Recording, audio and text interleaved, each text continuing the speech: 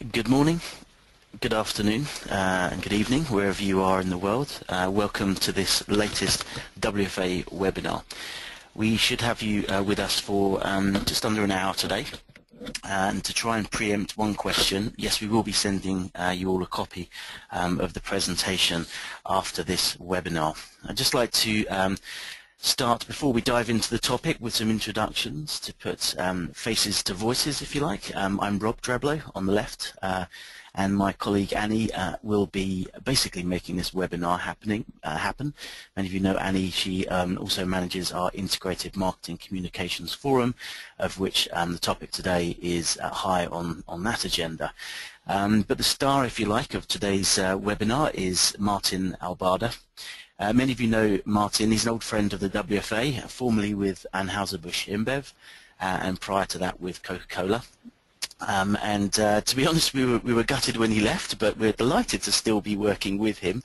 And of course, the experience that he's garnered with those companies is especially relevant for today's webinar, as a lot of the lessons that he's going to share with you are things that he's basically learned from his experience with those two companies. But just some context from me before we hand over to Maarten. The topic of today's session is marketing capabilities.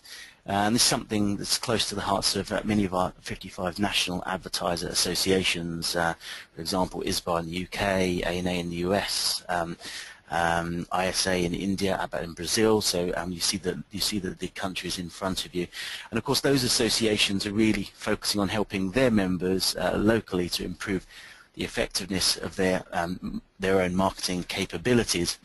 But this topic was really raised primarily by our corporate members, whose logos you see in front of you now. And of course, in some cases, those companies have long-established marketing capabilities teams, which, by the way, we're seeing more and more of in terms of those job titles and roles within organizations, whereas some are much earlier in that journey. But as we see with many of the different topics that we cover, the challenges are often startlingly similar.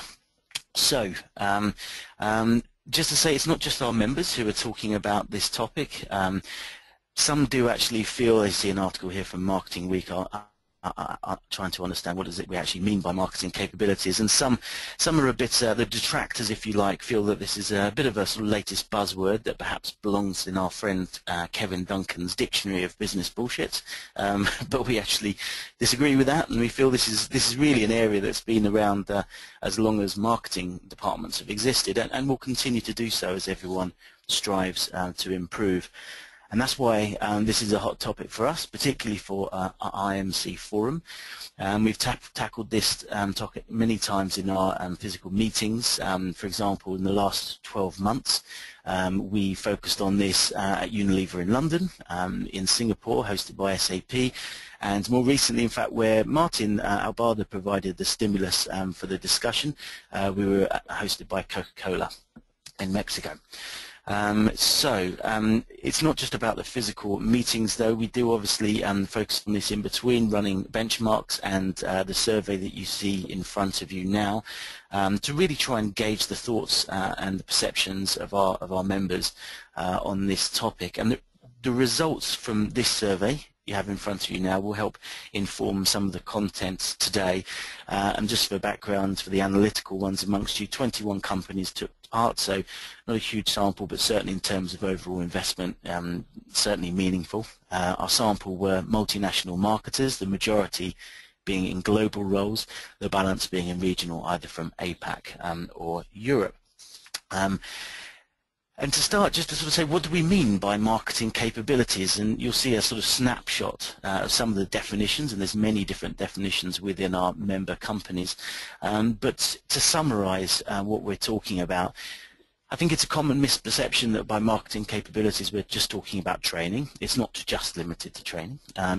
It includes really a whole resource strategy, so incorporating human resources, but critically it's really about sort of understanding the impact all these areas have on the success of the business. And interestingly, we asked our members, who do you think amongst your peer companies, who do you think actually is doing the best job in this area? You see the 5 companies that were mentioned, P&G, Unilever, Nestle, Diageo and Coca-Cola. And on the right you'll see some verbatims where in one case Unilever is being praised for constantly striving to improve, and another one said, one of Nestle's peers said they had a good calibration of candidates and training. But so quite interesting, not hugely scientific, but good to get an indicator. But whether you're in that top 5 or not, of course, there is always room for improvement. And we asked within the survey, do you feel the marketing function leads the growth within your company? And as you'd hope from a group of marketers, the vast majority said yes, we do lead the growth within our organisation. But then when we asked the same group, do you feel your organisation has a world-class marketing team? Actually, the majority disagreeing with that. So, as we say, probably one of the reasons for doing this webinar and why this is such a hot topic for our members. So, enough from me. Hopefully, that provides you with a little bit of context. But for those of you who have been on our webinars before, you'll know that this is going to be an interactive affair. And you should be seeing a Q&A widget on the right-hand side of your screens. Please feel free to post your questions. We'll allow plenty of time to put those questions to Maarten at the end of the webinar. And we're also going to be asking you to take part in some polls today, so some straw polls, if you like. Before I hand over to Maarten, I'm going to ask Annie to launch one of those polls. And you should be seeing on the screen in front of you, do you currently have a marketing capability program in your company? So not a hugely complicated question. So if you could answer yes, no, but we're planning to, or no, and we have no plans to. And while you register your votes on that quick survey, just to remind you that we will be sharing a copy of the presentation with you after this session, as well as a copy of those survey results that I mentioned. So, Annie, if you could maybe just throw up the results to that poll. Okay, 50-50 split, look at that. So basically half of you saying yes, we do currently have a program, half of you saying you do not. And with that, I would like to hand over the controls to Maarten Albarda and say, Maarten, a very warm welcome back to the WFA. Thank you very much, Rob and Annie and everybody else. Glad to be here. Very encouraging results because nobody said no, we don't plan to do this. So that is definitely a good outcome. Probably about 9 months ago or so, I talked with Rob and Annie about this whole topic. They had identified it as a critical topic for the WFA members. And we decided to jointly do this whole survey and figure out what to do, specifically because both at Coca-Cola and at AB InBev I had been intimately involved in the development of capability development programs. I have a great passion for it. I think it is incredibly valuable, and I think it's actually incredibly important that as a company you do this. I love this quote from Thomas Edison because, you know, obviously if you develop really good marketing capabilities, we could maybe astound ourselves in marketing as well, and that obviously is the name of the game and keeps you competitive. I myself am a great believer of learning by doing, which is why you can find me on literally all of these platforms and maybe even more. And so if you feel like connecting with me and find out what I'm doing, where I am, what I'm interested in, and so on and so forth, take your pick and you'll get a different version of me probably on each and every one of them, but feel free to connect with me. The reason I like learning by doing is that I feel that you can only talk about these things truly when you've experienced them a little bit yourself, and that doesn't mean you have to absolutely fall in love with Tumblr or Twitter or Vine, but I do feel that as somebody in the marketing communication space, you need to at least know what it is firsthand rather than just having read about it in a magazine. But learning by doing only gets you so far. It certainly gives you experience and it certainly gives you a personal insight, but obviously ultimately you want to move a little bit deeper, further, and really get also input and insight from others, which is why marketing capabilities is so important. Today, my business is twofold. I work with a lot of different startups and venture capital companies to help them develop compelling business offerings to consumers and to marketers. On the other side, I work with marketers around marketing change management, and I've recently partnered with the London company called Flock Associates, and we literally help marketers transition from wherever it is that they find themselves today to a place where they are what we call more match fit for the environment that we find our consumers in today. I also wrote a book called Zero with the subtitle Zero Paid Media as the New Marketing Model, and we're very proud to say that, and when I say we, it's because I have a co-author, Joseph Jeffrey, we're very proud to say that we're one of the 25 books that CMOs are reading at this time, so that's something that we're certainly very proud of. So we only showed the top 4 here because, you know, who cares about the other books, so that's why you only see these 4. All right. So we know that the world is changing very quickly, and I talked about my experiences at both the Coca-Cola company and Anheuser-Busch in that. You know, our consumer is living, and we are all living in a very different world today than we lived in maybe even 5 or 7 years ago, and that change is not stopping. That change is constant and is going at an incredibly rapid pace. I'm not telling you anything new with that. The role of traditional media has evolved quite dramatically. One of the things that we find through the WFA is when they track the media inflation numbers is that literally the cost of traditional media in every market, and this includes, by the way, paid digital, in every market around the world is pretty much going up. And specifically the cost of television, literally was not one market in 2014 where the cost of television has not gone up. And at the same time, the relevance of some of these traditional media, think about the role that TV plays and new TV plays, online, digital, and so on and so forth, but also print, for instance. The role that those media are playing is obviously changing rapidly in terms of relevance within target audiences. And also, our ecosystem has evolved. This is, of course, the ecosystem of years gone by, the ecosystem that we loved and was simple and effective and manageable. We, the advertisers, briefed the media agency and the creative agency. Whatever they came up with went into the media reached the consumer, and the consumer then fell in love with the advertised products and the advertisers themselves, and the world was beautiful and simple and manageable. Obviously, today's marketing ecosystem is far more complex, where we have a whole range of agencies working for us who are working across a kaleidoscope of all these different media that we also talked about a little bit before to reach that very fragmented consumer. And then there's a lot of direct conversations going on and a lot of direct relationships. There's more and more advertisers that have direct relationships with media companies and do direct media deals. Media and consumer obviously are communicating with one another, and the consumer is sometimes now become the media, and obviously advertisers also directly interacting with consumers. So the ecosystem has changed dramatically as well.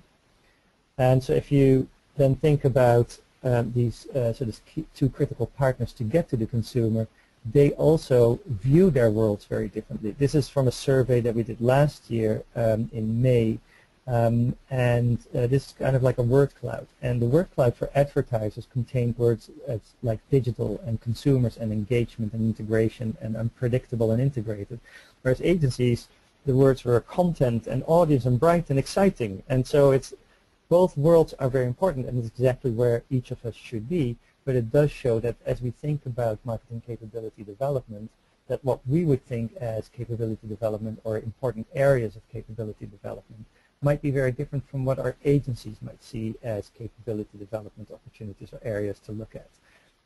And so that means that if we ask our agencies to develop our marketing capability programs, they'll probably come at it from their world, whereas that may not be in line with what our world actually requires or thinks is important. So that's an important differentiation point to keep in mind.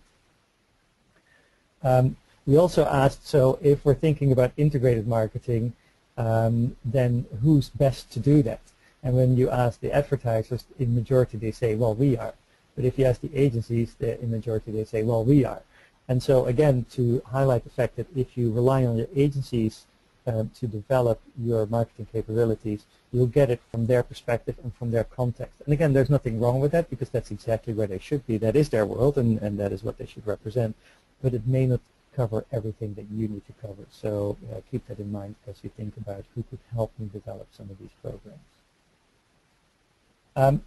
Having said all of that and having given you that little bit of context, I mean, it is very clear that there has never been a more important time. I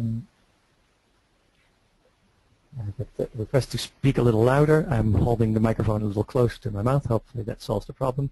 There has never been a more important time to ensure that the organization not only has the right structure, resources, process, and measurement structure in place, but that there are capabilities to be successful in the current marketing ecosystem. So it is really important to do that. And to be honest, I think if you don't right now, I mean, they always say, you know, now is the time to change, but I really feel that in the current confluence of all the developments that are happening in the marketing ecosystem, I think there has never been a more imminent pressure to change now. I think if you really sort of lag behind now, then you're putting yourself in somewhat of the danger path, so to speak. Very good. So let's look at some of the results. And we're not going to take you through all the results. Rob already mentioned that we're going to take you through a couple of the highlights and have a little bit of a discussion around that.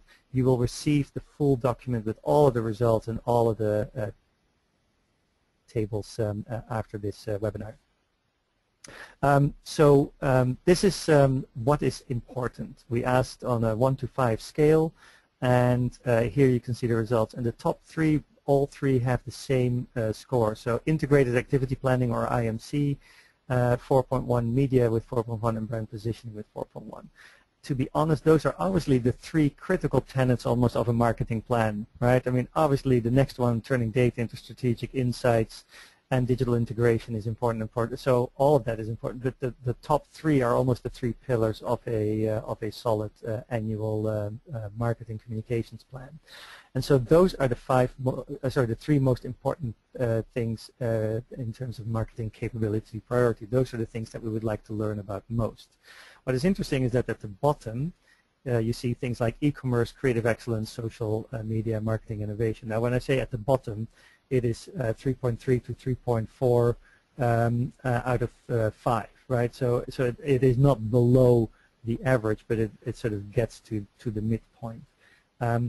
Two things, all of these things clearly are therefore important because none of them score below the middle point. But it is interesting to me that creative excellence takes a little bit of a backseat. Now, that may be a reflection of who answered the questions within the 21 companies. If you are personally not in charge of creative excellence, then maybe you give that less of an importance than if you're in charge of media. So that may be a little bit of a reflection of that. But it is, to me, that was kind of an interesting point to see, I think, when we think about storytelling and integrated activity planning. I think creative excellence plays a critical role in that as well. What we then did is ask also about, okay, so that is what you think is important, but how good do you think currently you are?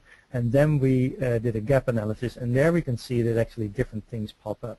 There we see that the top three biggest gaps between importance and current performance are e-commerce, CRM, and shopper or POS marketing.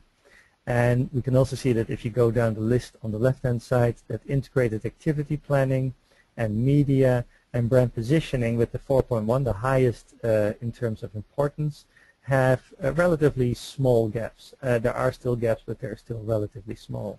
The absolute smallest gaps are to be found obviously at the bottom. There you see design and packaging, creative excellence, and social media. I think it's very encouraging to see that low gaps are around design and creative excellence. Personally, again, I think that is also probably influenced a little bit about, by who answered it, because I think personally on creative excellence there is still some work to be done if I look at the industry. But that is a personal view. I think on social media, it is encouraging to see that we perceive the gap to be low. I think if you would have asked that question 4 or 5 years ago, that gap would have been perceived as very high, but I think the industry as a whole has made enormous strides to get a much better understanding of not only what the role of social media might be within your marketing mix, but to also understand how it contributes and how to best use it, and maybe even how to track and measure it. Anyway, the biggest gaps, all three, are areas that are, let's say, relatively new and still are also areas that are highly evolving.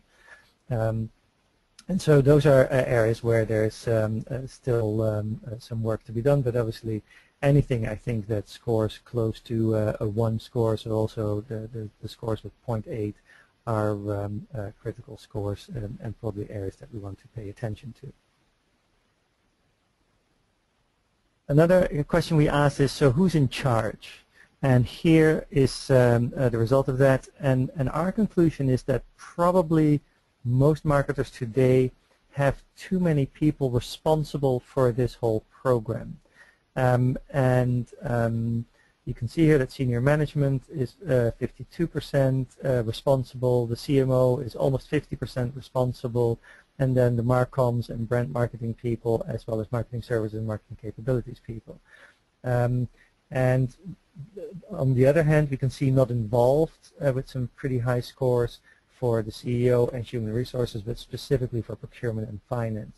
And I think all of that is something where we really need to start thinking about, is that how it should be, or is that just how it evolved? And I want to share with you some learnings and insights that I got from my experience both at Coca-Cola as well as at AB InBev. I think it is critically important that it is someone's responsibility. It doesn't really matter who that someone is, but somebody needs to be. At Coca-Cola, we ultimately developed a marketing capability department where somebody was obviously leading that department, and there was a small group of people whose responsibilities it was then to lead the different marketing capability programs. So there was one team leader for IMC, there was one team leader for creative excellence, there was one team leader for brand marketing, and so on and so forth, consumer insights. At AB InBev, we actually created a two-headed monster, if you like. It was one person from marketing, which was myself for IMC, and there was one person from HR, because we felt that it was really important that we make people understand that it isn't just something that, you know, oh yeah, you need to learn something new, or you need to continue to learn and evolve yourself. But it is really important that they understand, and it is important for your career development, and we will actually track you on your commitments to the programs and your participation rate and whether you are successful in those programs. I say at the top of this page specifically someone, because the Coke model worked fine, the AB InBev model worked fine, even though both of them were quite different, but it is important to make someone responsible. The other key thing that I learned is don't make it a huge committee. I would say 5 people max, and I say 5 because it's an uneven number, so you never again end up with a hung jury.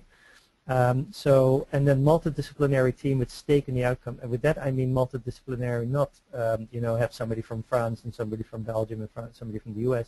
No, I really mean somebody from marketing brand, somebody from marketing IMC, somebody from marketing digital, if it is appropriate, somebody from finance or procurement. If there are very close ties to those departments, and if you work a lot with them, then they should absolutely be involved in it. And then also those people from those departments that you work with should participate in the program, so that they at least have access to and understand the process of marketing as good as you do it.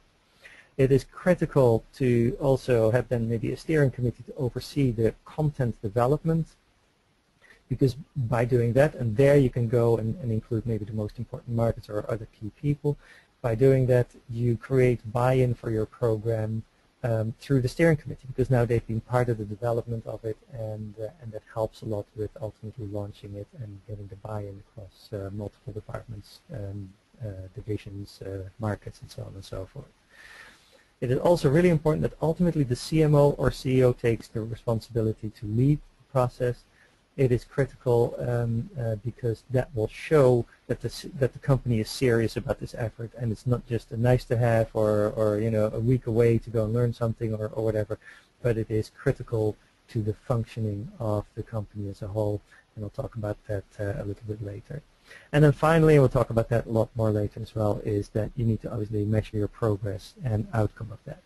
With that, I'm going to hand it quickly back to Rob, because we're going to do a little a poll question at this point, and then I'll continue. Absolutely. So, thanks for that. I know there's a couple of questions that have come up. Please feel free to post those as we go along in the Q&A widget. But for now, we're just going to do a quick poll. Thinking about your own marketing capabilities program, for those of you who have one or one that's in its sort of formative state, how would you rate it?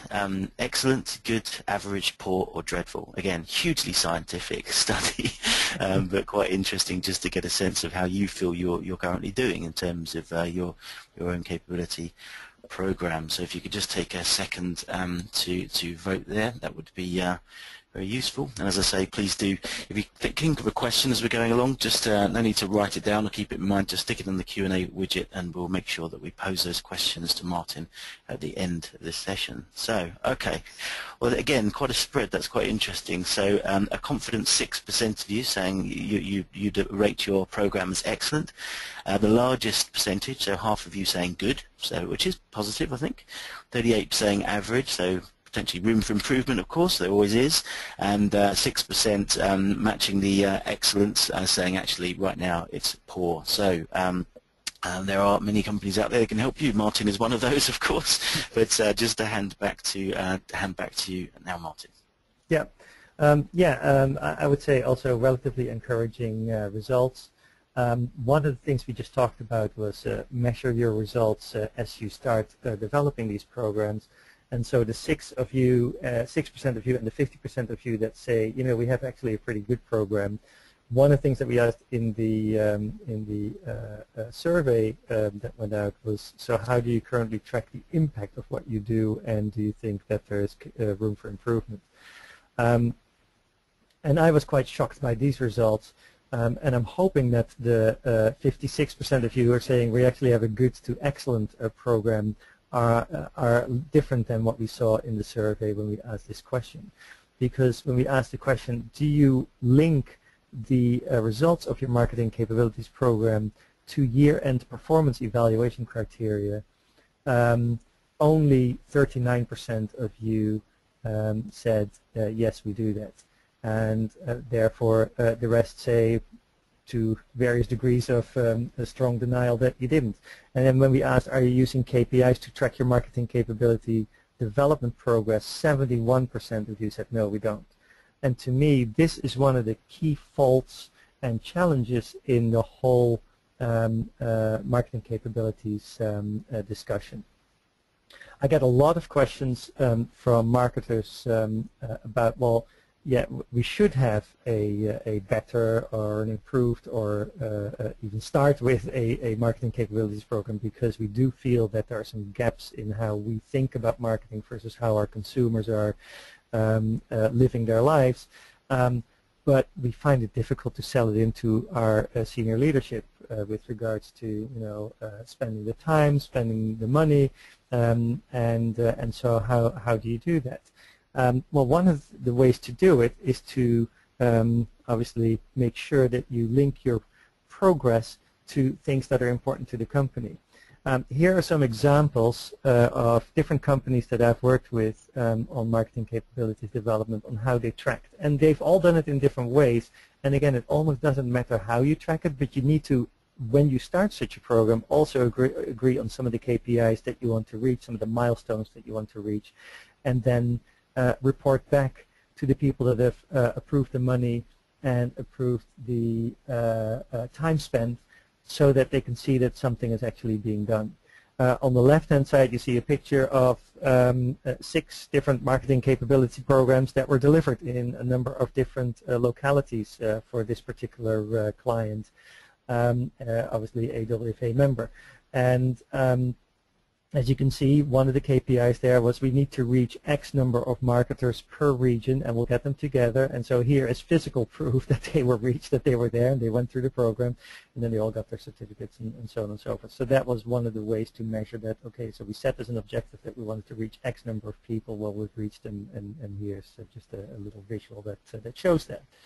On the right-hand side, top right-hand side, you'll see a company who's far more sort of structure and process-driven, and so they identified a number of activities, and they wanted to literally, for each and every one of these activities, literally track when is it due, what will then happen next, and how does it progress. So if that is the type of company that you are, then okay, that's how you will track and measure it and follow it along. And at the bottom right was a company who said, well, we're way too heavily television dependent, and one of the things that we want to have come out of this program is that our marketers gain confidence in other forms of marketing beyond TV. So let's see if our TV marketing actually decreases. And so they track that between 2 points. And so, again, these are all different ways of measuring and tracking how you progress, but it is important that you progress, and that beforehand you set therefore an objective on how you're going to progress. One other thing that helps a lot is to reward the people that participate. There's countless studies from Harvard and other places that say that yes, obviously people are motivated by money, but at the same time people are also motivated by recognition. And so one of the things that we did at both Coca-Cola and AB InBev, we organized internal awards that linked back to some of the topics that were part of the marketing capability program. We celebrated success by publishing results from the awards program. The winner got to present at a major global meeting where maybe the whole board was together or something, so they got to travel and they got to present something, and that is a huge stimulus. It's a bit like trialing for participating in the Olympics, and if you get to go, that's the battle won. And we even included some screen grabs of some of the programs in the corporate website or annual report. All of those things are things that don't cost a lot or almost nothing, and are incredibly stimulating for participants, and at the same time is sending a message to everybody else within the organization that, look, this relates back or links back to that marketing capabilities program that we talked about, that we urge you to participate in, and here's what happens when you do that successfully. So it is it's a good push and if you like, commercial for the program within the organization as well. Right. I want to talk briefly about a couple of common challenges and my suggested remedies. And again, those are the things that I have found that worked in these particular instances. You may have other challenges, or you may have additional remedies, and we'd love to hear from you later on. So please post them as a question or a comment, and we'll get back to you. The first one I want to talk about is the company that says, you know, what we need to do in order to get this done is to hire a change agent. And I really recommend companies not to do that. We've seen a number of very visible disasters when companies try to bring in somebody who is completely contrarian to the corporate culture and completely different in the way they approach things. Typically, it is an unhappy marriage that does not work. If I think about Ron Johnson at Sears, or if I think about the guy, I forget his name at the moment, who was at the General Motors, these things, or Julie Rayme at Walmart, people that were very different from the corporate culture and then were charged to change the culture and change the process and change the whole program. It typically doesn't work. It is far more constructive to bring in somebody who is actually relatively close to the program, but who has the mandate to push the company a little bit in the uncomfort zone. And so I don't want you to be thrown into complete discomfort, but it is almost like, you know, if you're going to go and run to the point where it begins to hurt a little bit, but not run to the point where everybody is sort of falling on the floor panting and can't keep up anymore. So push yourself a little bit into the uncomfort zone or the discomfort zone, but don't push yourself completely way out there, because that really is usually counterproductive, and usually the change agent leaves after a year or two, leaving the company with all sorts of broken bits and pieces and an unhappy ending. And very often what I've seen is that the company then says, okay, so we tried that change thing, that didn't work, so we'll just go back to where we were before, and then nothing has been accomplished. So don't do that. The second one is let's change everything, right? So whether you bring in the change agent or not, so we're going to change the way we do marketing, we're going to change the way we measure it, we're going to change the way our process works, we're going to change it across the board, and everything needs to change because we're not good anymore. And that, just like the change agent, really is counterproductive. My mantra is let's change something rather than everything. And what we have done at AB InBev is that we said, okay, so we are going to change one or two components of our marketing program. As a result of which, we then found when we started implementing those changes that some of the other elements of our marketing program now no longer seemed relevant or in line with what we had changed. So for instance, if you change the way you set your budgets and you build a marketing capability program around, so how do we think about budget setting, what is our process for budget setting, what tools do we use for budget setting, and so on and so forth, then with that, you may also then want to change how you measure the impact of how you've allocated budget, because now the measurement that you used to have is no longer in line, and so on and so forth. So start with something and then build it out, or start with somewhere. So one brand that doesn't maybe sort of completely rock the boat for the whole company, but pick one brand or one division where if it works, then that's great, but if it's a painful process, then it doesn't immediately impact the bottom line for 50%. So let's change something rather than let's change everything. And the third one is do too little to notice. Right? So yes, pick something where it doesn't immediately put the whole company in danger and makes a failure very visible, but also don't do such a tiny thing that it really doesn't get noticed. The problem with that is that the senior leadership then says, well, we approved the program and apparently you've done some stuff, but we're not really seeing anything happening, right? And so if you change in too small increments or in too tiny a process, then really it can be counterproductive as well. So you need to find the happy marriage between let's change something, but let's not put the whole company in jeopardy if it becomes a challenging journey.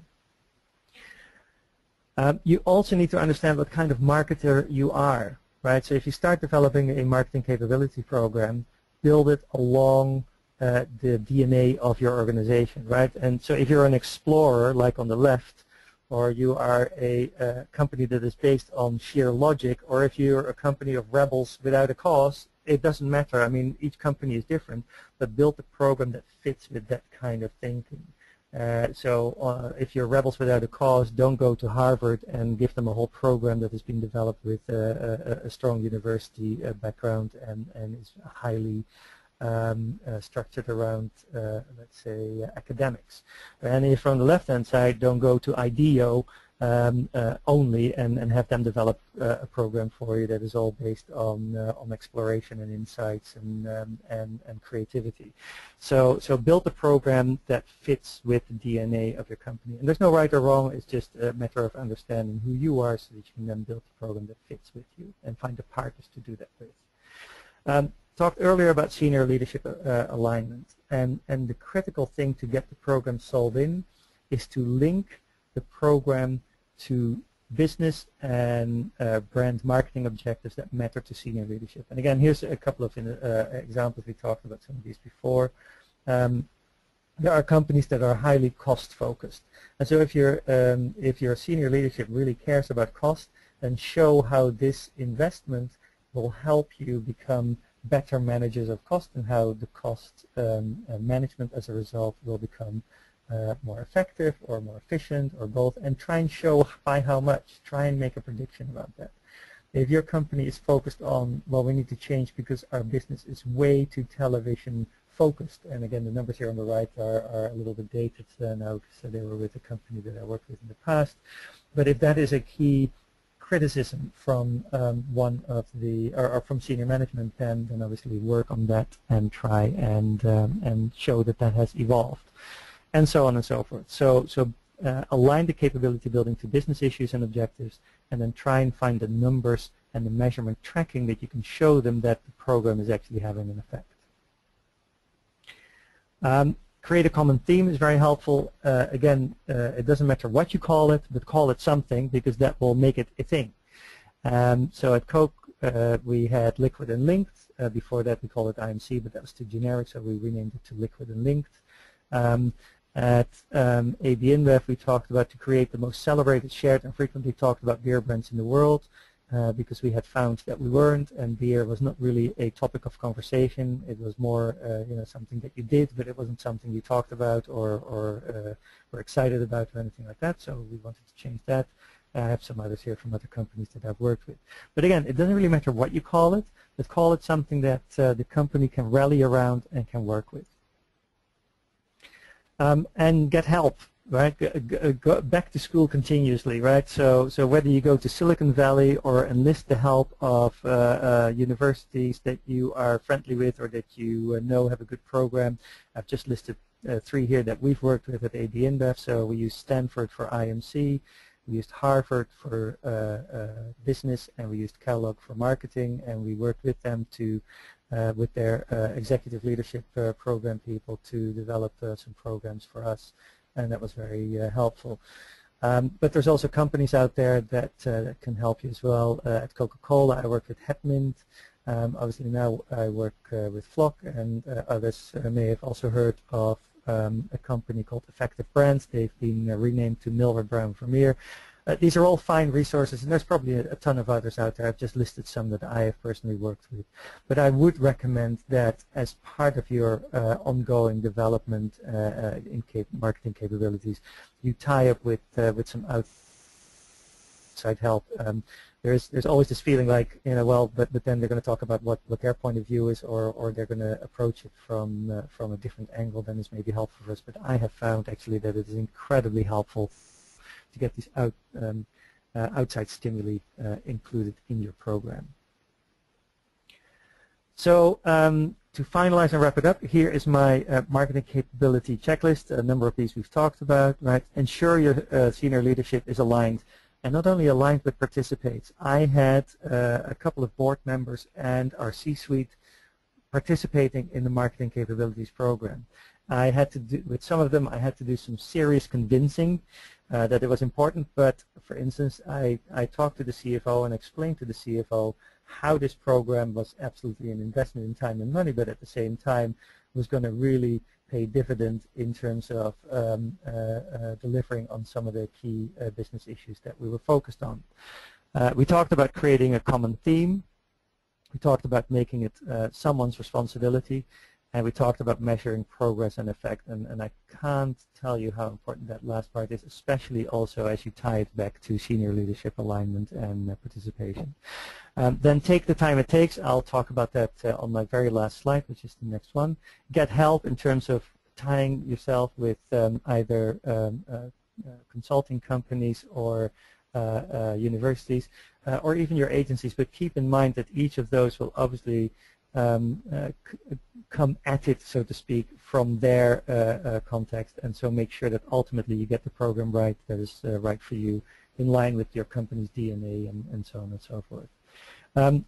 Really important is number 8 is to deliver the program in person. There's often also pushback from senior leadership or from people in procurement or whatever, to say, well, but can we not do an electronic program and we'll just put it online, and then people will participate in it, and we will be able to track it because they've done it electronically, and so on and so forth. Well, we all know how we fill out those questionnaires that we need to do every now and again on diversity in the workplace, or things around transparency, and so on and so forth. We do it at our lunch break. We click through it relatively quickly. It doesn't really register, is my experience, and I'm being brutally honest here. It becomes an exercise that you must do, because otherwise you get these irritating emails from HR that you haven't done it, or from legal, but it doesn't really impact. I think the best way to deliver these programs is in person, away from the office, in an environment that is hopefully somewhat inspirational and away from the everyday, And I always made an effort also to ensure that people were really in the moment, and so we banned the phone from the room, and we made sure that we had plenty of breaks to make sure that people could catch up with whatever they needed to catch up with. It is important to then, of course, create an electronic backup library, just like we're doing with this webinar today. We are recording it, and it will be in the library. You can find it and so on and so forth. But I think the most impactful way of having a true marketing capabilities development program delivered is by being in person in a room for 3 or 4 days and go through it in a sort of classroom setting. And then we talked about the rewards for everybody that participates at the end. One point that I said in number 6 was take the time it takes, and that is literally my last slide. You have to set some expectations around that as well. And again, that will depend very much on the kind of organization you are. So at Coca-Cola, it took 5 years to go from 0 to 1, the first version of what we called at that time IMC, which is now called Liquid and Linked. That took 5 years. At AB InBev, our Marketing Excellence Program took 3 years to develop and implement. And I've recently worked with L'Oreal, and I think their program took 2 years. Having said that, no program is finished once it's done, right? Marketing capability, as I said earlier, is back to school continuously. You have to obviously evolve with how things are changing. But a word of warning, and that's literally my last point, is yes, you need to iterate your program. Yes, you need to evolve your program. But don't do it too often, right? If you have taught a group a certain approach or a certain methodology or a certain way of doing things, and then next year you change it again, and now they have to all come back again and have to go through a program again, you haven't even really given them the time to implement what they've done, because these things do take time. So what we said at AB InBev is we said we typically do not change the program for 2 years. So the first year and the second year are exactly the same program, even though we may have found in the second year that something has maybe evolved a little bit, or technology has changed a little bit. If it is not a dramatic, massively impactful change, we will leave it for now, and we will address it in the next iteration, which is every 3rd year we will have an updated program, and then some people can start coming back to it. Simply because you want those changes to sort of find a foothold within the organization, and even though you're working on it every day, year in, year out, and so for you it's all kind of like, yeah, but come on now guys, we've been talking about this for forever, and sometimes global senior leadership is looking at it the same way. It is important to set expectations and to remind people that in the end, the local markets or the divisions or the different brand groups or whatever are implementing it alongside with everything else that they have to do, and so that takes time, and it needs to run its course within the organization. And with that, I'm going to hand it back to Rob. Lovely. That's all I have.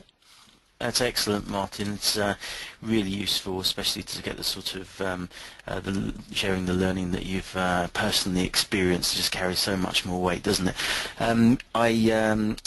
We've actually already had quite a few questions coming through, so thank you for those of you who've sent those to you. I just wanted to start off with one selfishly for me that was brought up in our meeting at Coke in Mexico, Maarten. You outlined how long the whole process took with Coca-Cola and the other companies that you'd worked with.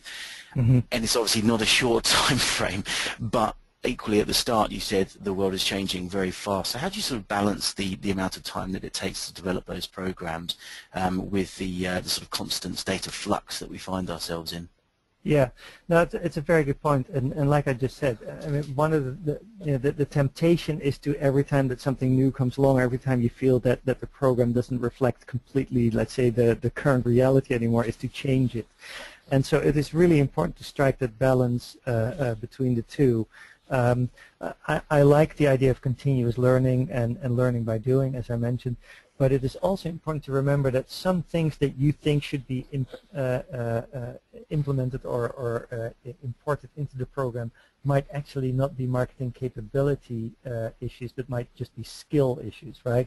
If you say, oh, but now all of a sudden social media has become so important, so we got to build a whole social media capability component. Well, that may be true if you think that your business is going to depend on social media as not just a tool of, let's say, sharing stuff about your brand and new campaigns or whatever, but if you're actually going to depend on social media as a listening tool like airlines are doing today, and it's going to impact the way you work and how you interact with consumers beyond just, let's say, an awareness objective, then it may be true that you need a whole marketing capability component around it. But very often, some of those things that pop up short term are actually skill issues, which you can address with, by doing a social media program with a social media agency, and then, the critical people that need to know that will upskill, so to speak. But it may not need a whole marketing capability component. It very much depends on, again, on where that perceived skill or capability gap is located, and how you think it will impact the overall business. Okay, so thank you. That may have sort of preempted one of the other questions that we've had from one of our members here, is what do you see as the role of e-learning? You obviously talked about, face-to-face being critically important, but yes. How about e-learning? Yeah, no, e-learning is definitely a helpful component. I think e-learning is probably, again, more skill focused. It can be very effective there. We developed a whole library of e-learning at both Coke and AB InBev around a whole range of topics.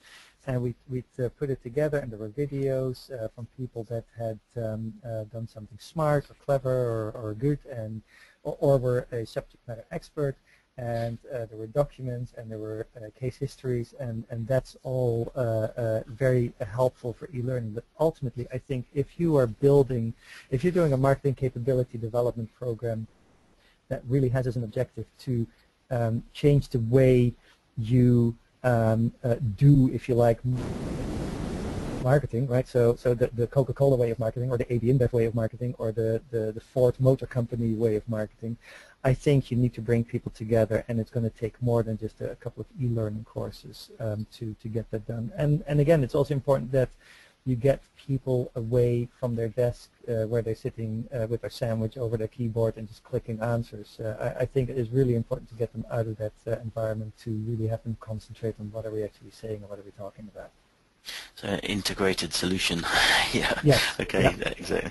Okay. Good. And talking of integration, one member here has asked, should we get help from one integrated company or several? So thinking about external companies, what's your recommendation in that regard? Centralize with one, or work with different specialists?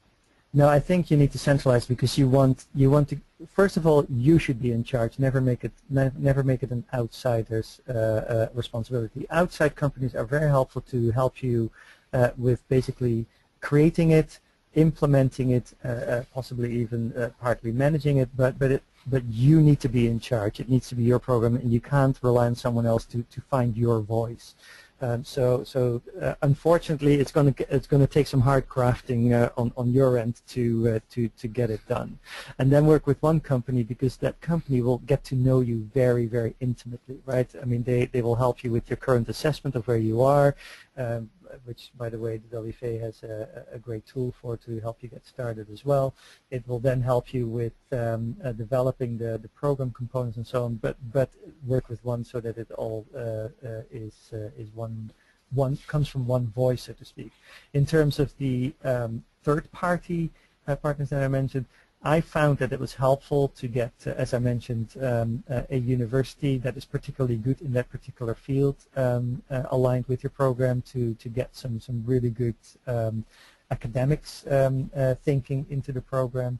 But you could also source from other places, agencies, or even other marketing partners. We've also had components done by, for instance, Google on the whole sort of measurement and tracking and consumer insights piece, and we wanted to get that built in. So we also had Google come and talk to us about that. That's interesting. Actually, that came up in one of our recent digital forums in London. They're saying, I mean, not to name Google, but any specific company in that area, the only sort of slight risk there is that does the recommendation afterwards from all of those who've been on that course become Google? That's not my point of view. That was one that was shared via a member. No, and that's absolutely fair. But you know, we're also not stupid. We know that, right? Google is not going to say, and therefore put all your money in Facebook. I mean, obviously they're not going to say that, but it is helpful, especially with the likes of Google and Facebook. They have such a vast and much better knowledge of all the data that is out there and how it might work. That it is, if it is an area that is important to you, and maybe it isn't, right? Maybe it plays a secondary role, and then you don't have to bother with it. But if it is an area that you think is important to you, then by all means bring them in, and by all means know that they're going to talk from their perspective. But the same is true for your agency partners or procurement partners, because you know obviously they're all preaching from their own church, and so as long as you know that, it can still be quite helpful, is what I found. Okay, great. We've got a couple more questions, and time for I think 2 more. If we don't get to them all, I promise you I will pass them on to Maarten and ensure that you get responses to your question. One which was asked a little bit earlier was, you talked about leveraging universities, or they're asking to elaborate on that. But when you do respond, maybe this is a bit of a tricky question, but keep in mind a lot of the people on this webinar are based in Asia Pacific, whereas your examples were obviously fairly US-centric. So you elaborate a little bit on working with them? Yeah.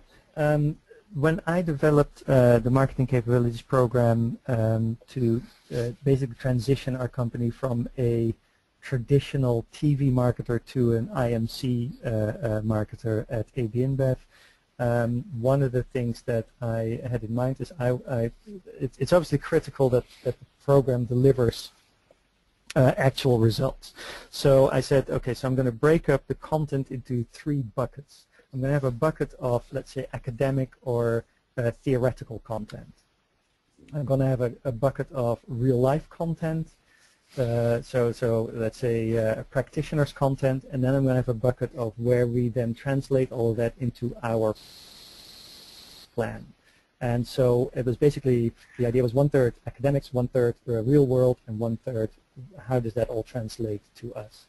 And for the academic part, I went, because we were based in New York, I went with US-based universities, also because our CEO was an alum from Stanford, and obviously digital plays a critical role, and Silicon Valley, so we ended up with Stanford. But that was purely because of where we are and who we found.